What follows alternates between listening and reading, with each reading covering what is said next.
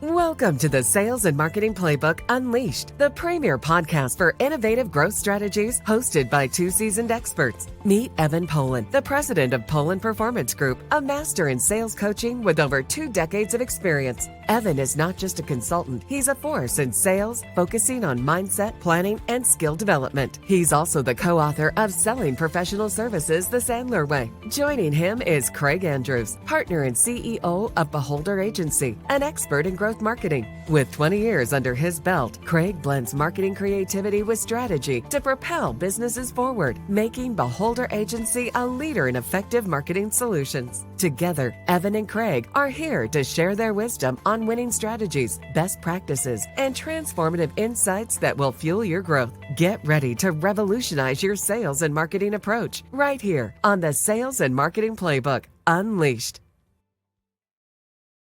And as usual, welcome to the Sales and Marketing Playbook Unleashed.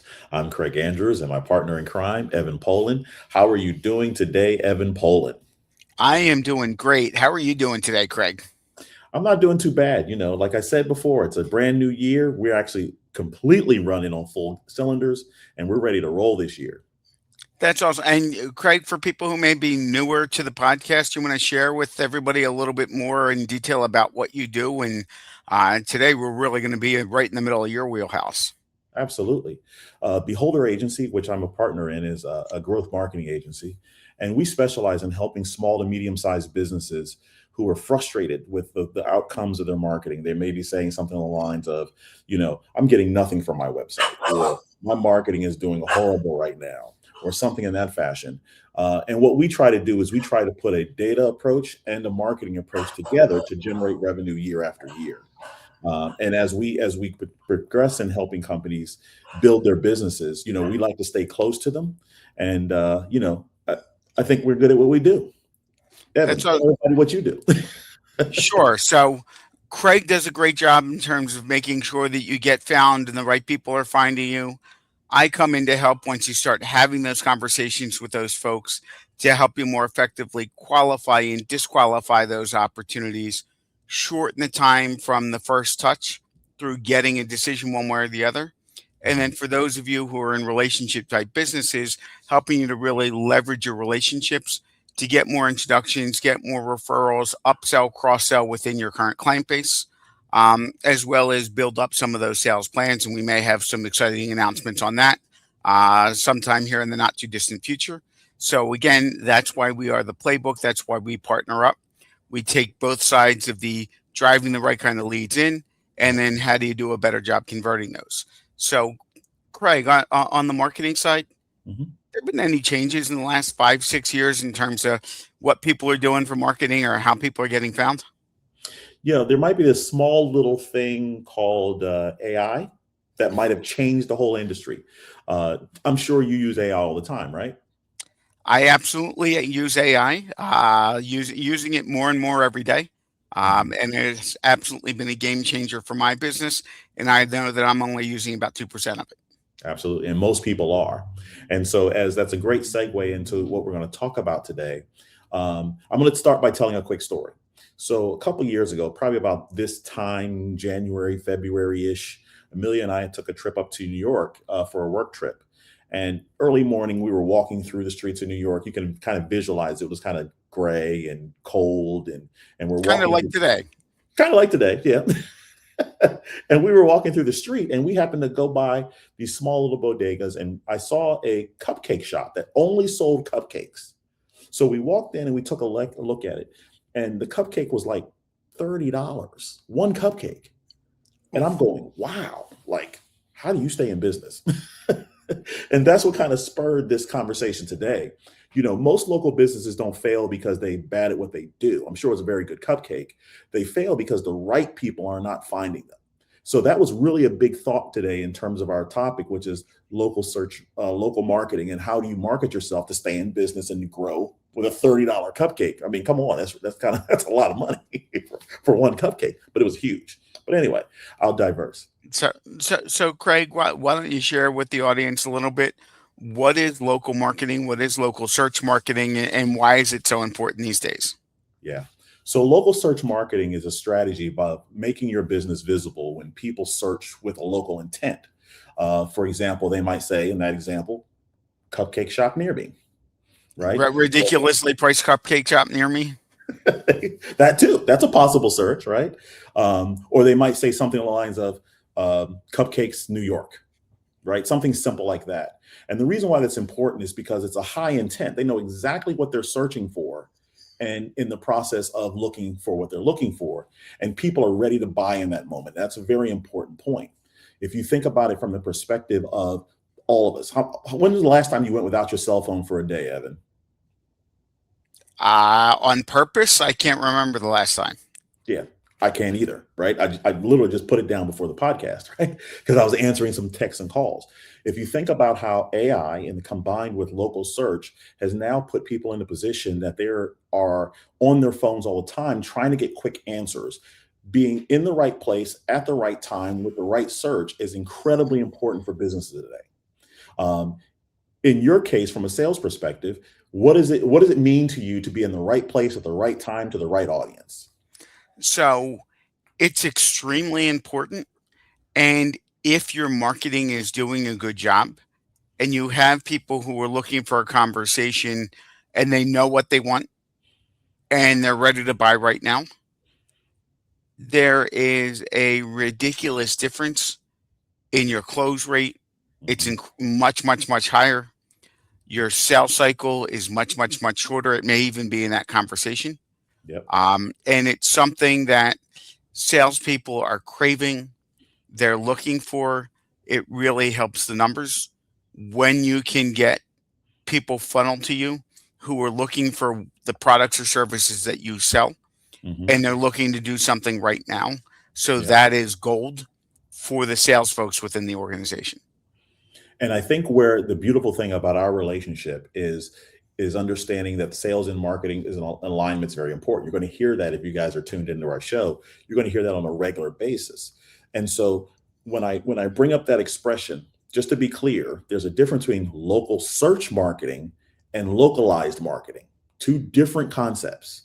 And so just to help us kind of get through in the conversation in defining it, localized marketing adapts your messaging and your offers and your positioning to a specific audience or a market or a community that's going to help serve them in that area. So we talk all the time about making sure that the messages are congruent between salespeople, or messaging Mhm. is congruent among company thoughts, or the owner or the CEO or the firm manager or the managing firm or guy is all the same messaging.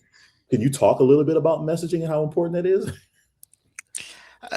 Messaging is incredibly important because if we can't articulate Mhm. how we help our clients, the problems that we solve, whether it's I've got a lot of money in my pocket and I'm looking for a huge cupcake, Yep. or it's legal services, it's accounting services. Again, these days, right now, if accounting firms who are looking to bring in more business have great search for people looking to get their taxes done right now and answering tax questions, they're going to do really, really well over the next 2 or 3 months. Yep. So it really helps to make sure. But back to your point you made a couple minutes ago, if they're searching for one thing and then they get on the phone and the salesperson, the business owner is if you're describing an apple Mhm. in the marketing and they call up and you're trying to sell them a watermelon, they're going to be like, wait a second, I think I misdialed. I don't think I'm on the phone with the right company. Yeah, And you're going to lose all credibility. And the prospect's probably going to be turned off and go somewhere else. that's right. So it's incredibly important that marketing and sales are speaking the same language, Mhm. are pushing out the same message. Otherwise, your business is not going to look authentic. Yep. You're going to lose credibility with your prospects, and you're probably going to lose those well qualified leads. And I think to piggyback on top of that, just to kind of sum it up, people buy from businesses that are relevant and familiar. If you're talking very generic, like that Apple example, you're going to lose people because we're in an AI world now where we go and we find the direct answer for exactly what we're looking for without the fluff around it. And so we preach a lot in our marketing about KISS, Keep it simple, stupid, right? We Yep. want to keep it incredibly simple because we start the conversations even before we take clients on is, are you willing to explain your business to a 12-year-old? That's how simple it is. Because right now, kind of on the research we've been doing, marketing now has gotten flipped back to 2012. We're in 2026, and marketing's been flipped back to 2012 of keep it simple. Imagine the birth of the internet, right? Keep it simple, explain it directly, play no games, give me my answer.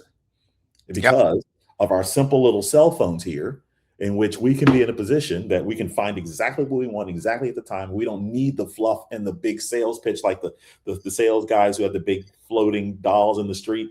We Right. don't need that anymore. They know Yeah. exactly what they want. And for all of you listening, just think about the last time you searched, whether it was for where you wanted to have dinner Mhm. or where you wanted to get your car detailed or something else. You probably knew pretty much exactly what you were looking for, and Yep. you went in to search exactly that. So those companies, those businesses that are really generic probably aren't going to pop up Mm-mm. if you're looking for something very specific. So we need to keep that in mind. What services are we providing? Who's our target audience? And what is the shortest line to Yep. get from where they are to get to you? Yep. And I And think that, I'm sorry, go ahead. and that's what we need to think about. Yep. And so we say all this stuff. So who is it really for? Right? It's easy to say it's for everybody, which it is. But when you're talking about local marketing, local search marketing, it works best for service area businesses, which could be home services, legal, medical, professional, things that you might be searching for like right now. Hey, my son just broke his foot. I need to take him to the hospital. What's the closest hospital? Because we've traveled to a whole nother city to do the sport we're doing, right? Whatever it might be. Mm-hmm. Those are great examples. If you're talking about legal situations, I'm moving to a new city. I need a lawyer in town. Who am I talking to? I do a quick search to find it. If I'm looking for a laundromat, I mean, this goes on and on and on. It also includes multi-location brands, right? So we've all seen like, where's the local Wawa near us? Which, if you guys don't know about Wawa, you should. Where's the closest local franchise? Small and medium-sized businesses. All of these businesses are affected by this localized search, and if you're not on it, you need to be. Evan, talk to me about sales when it comes to different franchises and how they're in a position that they need to sell, right? So if you got multiple locations, what's the best approach when it comes to selling localized? It's really important to make sure that you get found where you actually are. There's nothing more frustrating than, okay, I know that I want to, and I'll find this with restaurants sometimes. I'll pull up, Outback Steakhouse near me, and then it's showing up 5 states away. And it's like, I know that there's one within 10 miles of here. I'm just trying to get the address. Yeah. And if you have to do a lot of searching, Mm-hmm. I might give up and I might go, you know what? Texas Roadhouse is just as good as, Outback. This is taking too long. That's Let me right. go look that up. Mm-hmm. Um, Opportunity lost. right. Opportunity loss. Or again, if you're in a business where it's a heavy touch business and you're getting inquiries from 3 states away, that's probably not going to help you very much. Mm-hmm. So again, the key is to make sure that you're showing up for what it is that you want to be searched for. Yep. But if people need to come to you, if they need to be local, if you're a service company servicing different things, you Mm-hmm. also need to make sure that you're somewhere close to the same neighborhood. Otherwise, you're going to be wasting a lot of people's time and your prospects are going to be frustrated and you're also going to get frustrated. Absolutely. So because we're the playbook, I'm going to give you guys as close of a framework as we can in terms of how this process should work for you. In terms of philosophy, growth happens when you have a good strategy system in place and sales alignment. Very important when it comes to localized marketing. In terms of the core pillars, it's incredibly important to be visible on all types of platforms. So that way you can demonstrate, I'm that local cupcake place that's here in New York or whatever the case may be. I have these type of reviews of showing how good my cupcake is. You are big thing and you're big in terms of showing value, right, Evan? In terms of sales Absolutely. process, right? So you can't you how do you show value when you're in a position that people don't know who you are? Yep. that's that's almost impossible, right? In terms of credibility, proof. Some people, buy cupcakes with their eyes. Wow, that really looks good. I gotta have that. When you're talking about reviews, other people in the same neighborhood, the same town who's going, that cupcake was amazing. If you have not tried it, it's worth every dollar. Right. So now I think you kind of put this within your sales training in terms of some of the ways that you get proof, right? Get other people to be evangelists, I think you call it, in terms of Yep. talking for you. Absolutely making sure that you've got raving fans and that people are not only love what you do, but are willing to tell others. So Mhm. whether it is writing a review on your website, getting those 5-star reviews, whether it's on LinkedIn, getting people to give you endorsements, getting people to give you testimonials, Yep. being able to have quotes on your websites. But people really tend to buy in when they hear great feedback from other people. So if you can do that and get that up in different places, Yep. when people find you, you're going to have credibility and they're going to want to learn more about you if they've seen all kinds of other people's positive experiences Mhm. with your products, with your services. Now, all of this sounds very easy, right? Sure, I get reviews all the time. Sure, I'm in a position where everybody knows who I am. Do they really? Right? So you've all seen those reviews where somebody has 5 reviews on the site, right? 5 may not be enough. Ideally, you're looking to get around 100 reviews to really get Google and start to really work for you. The other thing is what I want to highlight now is some of the mistakes people make in the process of trying to do this. You know, have you ever seen that somebody does, all these people love me, but then when you call, it takes forever for anything to happen? Absolutely. Okay. So No, I'm willing to stay on hold for a good 15 or 20 seconds before I'm going on to the next one. that's right. Big mistake. Mirror the language of the area. We've all seen it. Best cupcakes in the world. What does that mean? Right. Really? In the world? Really? Right? How about, New York's finest or the New York's 2026 best cupcake in town, Manhattan, or something specific will help draw people back to your area. Very important. Um, we could say best 2 looking guys on podcasts, right? That's who we are. What can I say? It comes up immediately. We're always first in the search. Exactly. In terms of when people come in, ask them how, and then double down on it. So now, sometimes people might have a loyalty program to help them kind of bring those people back and be a bigger evangelist for them when they go back out, right? If a mistake happens, own up to it, fix it, right? Don't be in a position that you're fighting every person on the internet. It doesn't work, I promise you. And so now, Evan, as we go into sales cookbook, how does this stuff align with the sales process for you? Any ideas or any comments that you can give us? Sure. So one of the things that companies should be doing, and you'll probably touch on this as well, is you should be tracking how Mm, many leads are coming in. So again, if not enough leads at all are coming in, that's a problem. mhm. Next, we need to track what percentage of those leads are actually qualified opportunities. What percentage of people are actually looking for your products or services? Yep. Yeah, within the geographic area, within the construct of what you do. And then following that down the sales funnel, what percentage of initial inquiries turned into a qualified opportunity? What percentage of those opportunities turned into a final contract, final meeting, final quote? What percentage of those closed into business? Was that the kind of business that you wanted to close? Are they small clients, mid-sized clients, large clients coming in? Are they for the products or services that you wanted to push that are giving you good margins?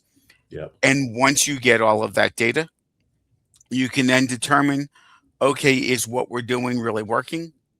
Or do we need to reconfigure the campaign? Because maybe we're only getting really small, low end things. And we want to be having people who are looking for the higher end things be finding us. Are we not getting the right people at all? Are Yep. we not getting any inquiries at all? But we need to look at those things. So this should be an ongoing feedback loop. We can make whatever tweaks or changes we need to That's make right. sure that we're getting the really good sales qualified leads. And if you've got a separate sales team from the marketing team, they need to be talking. Sales needs to be giving marketing feedback. Mhm. These things that are coming in are really good. These things that are coming in aren't so good. And again, to make sure that we're on the same page and everybody's pulling in the same direction. Love every bit of it. And just to make sure that you guys heard exactly what Evan said, the alignment between your sales and marketing, or if you're a solopreneur, the alignment still applies to you as well. And I think the thing that's important to understand is marketing and sales is not an overnight thing. It's not going to happen in a month or two, especially if your systems are not in place, whether it be marketing system or sales system. If your processes aren't in place, whether it be your marketing processes or your sales processes, the process takes time to develop if you're doing it right. But the outcomes is tremendous. I'm telling you, if you do it the right way, the outcomes will be totally beneficial. It'll run like a machine. Craig, you know what may be helpful? And sorry to put you on the spot. Yeah. Can you maybe tell a story of a client that you ended up working with where this was not working for them before you started with them, and kind of what they were doing, what was happening, what were some of the things that you did for that client, and then what were kind of some of the kind of results that that client saw after you were done working with them? Absolutely. Actually, it's a client we recently just signed. We signed with him, I would say, in July. And they were a brand new franchise, and they had another agency prior, and they wanted to kind of test us on their new franchise. So, with that being the case, the first thing we start with everybody is this localized marketing, is because we want to make sure right where you sit is an opportunity for people to find you almost immediately. Now, in the process, they kind of fought us a little bit because the process of what they've learned from other processes, which is probably like more of a generalized marketing, led them to sit back and go, this is what we've always done. So we said, in order for our relationship to work, try something new with us and we'll see how it works. We started with the localized marketing. And the way we knew it is because we actually put the data behind it and we tracked it so we could track the ROI. And within the first 2 months, they've already sold, and it's a construction company, they already sold something along the lines of $100,000 or $200,000 worth of equipment, only because they were visible to the people in their area, period. Because they go, I keep getting these calls and I don't know how they found me. We just made them visible, right? We just made them visible. The people in the area knew that they were there now. We'd had a whole grand opening and everything else like that, but it all went to just the localized marketing. Then we doubled down and added more products to that localized marketing, in which they began to grow and so forth. I think by the end of the year, end of 2025, they did pretty well, near $1 million or so, just in the localized marketing is all we've really been able to do. And how did that compare with what they were doing before? They were probably doing a couple thousand, selling the smaller units in terms of what they were doing. And the thing that's important to understand is people only know what you show them.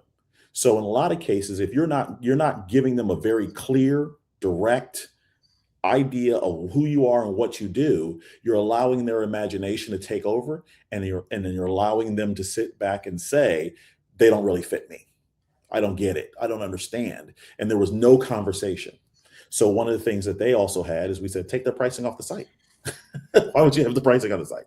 And I know that's your big faux pas, right? Don't do that. Take the pricing off the site so they have to contact you so you can actually have human conversations, Right, instead of letting AI answer your questions for you.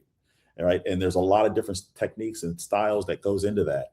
But that's a great example of how localized marketing helps. So within 6 months, they got 20 to 30 times the return of what they were getting before. Yes, without a doubt.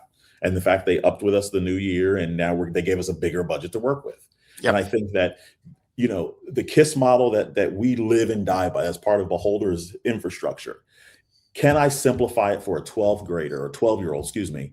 Can I simplify it for a 12-year-old? And it's not to insult anybody's intelligence. It's to make it as clear as possible as you looking for your search. And we gave somebody who was the right target for the right people at the right time. That's marketing. So Craig, I'm going to treat you like one of our guests. I'm going to give you about 30 seconds to think about it. And I want you to, come up with 2 or 3 really good takeaways for our audience. We've got a couple of really good guests coming up. We are going to be talking about CRM specifically for consultants. We're going to be talking about how sales and marketing is really important for solo and small law firms. And we're also going to be having an episode coming up where Craig's going to put me on the hot seat. We're going to talk a little bit about sales training, sales coaching, what people should be looking for, what should be scaring them away a little bit. So those are a couple of the episodes coming up. And for this and all of our podcasts, if you want to see our pretty faces, you can find us on YouTube. You can also find us on Spotify, Apple, wherever you find your podcasts, as well as on a regular basis. If you're following the Sales and Marketing Playbook Unleashed on LinkedIn, see clips from episodes that we have with our guests. So, Craig, hopefully I've bought you enough time to think about 2 or 3 key takeaways for our audience to walk away from today. Yes, you're pretty good at that. You should do that all the time. Anyway, tip number 1. Okay, local marketing is about being chosen, not just seen. Very important point. The right people at the right time, finding you at the right location. It's about being chosen, not just being visible. Okay, that's 1. 2, search intent tells you what the buyers want, right? If you understand what the search intent is, they're telling you exactly what they want. You just have to be able to supply them what they're looking for. And it's a better conversion for your business. Sales should follow the signals. Keep that in mind. 3, local growth is repeatable when marketing and sales share the same playbook, right? Very simple formula. Repeat, repeat, repeat, repeat equals, here's that equal sign, growth, Yep. right? Anything that's simple and repeatable and you can grow with it. And go to the bank All day long, right? And so a lot of times I tell them, this is my new phrase in the new year, that other than data. Simple is an art form. That's my new line. Simple is an art form. That's deep, Craig. You like that? I put a lot of thought into that this year. It's been a short year, but simple is an art form. And it's hard for us today to be simple because we always get our answers super quick. So if you learn how to be simple and to tell your message simply, it's sort of like your elevator pitch, right? I heard you, Evan, right? If you can keep it simple and get to the point, you'll probably convert more people. How was that? That was my first three points for the year. That was 7 great 3 points. So, but I think you've given our listeners a lot to think about. Awesome. So, Evan, why don't you take us out since you're so good at this? You're putting me under a lot of pressure. We'd like to thank everybody for listening to this episode of the Sales Marketing Playbook Unleashed. Keep winning, and we will see you in our next episode. That's it, Evan. I love it. That's all right, guys. Till next time. Bye-bye now.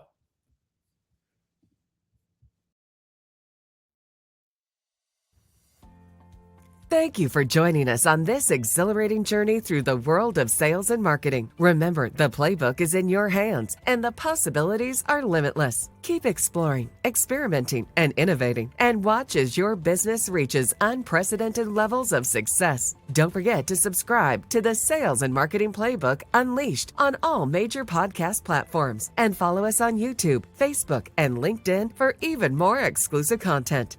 Until next time, keep hustling and keep winning.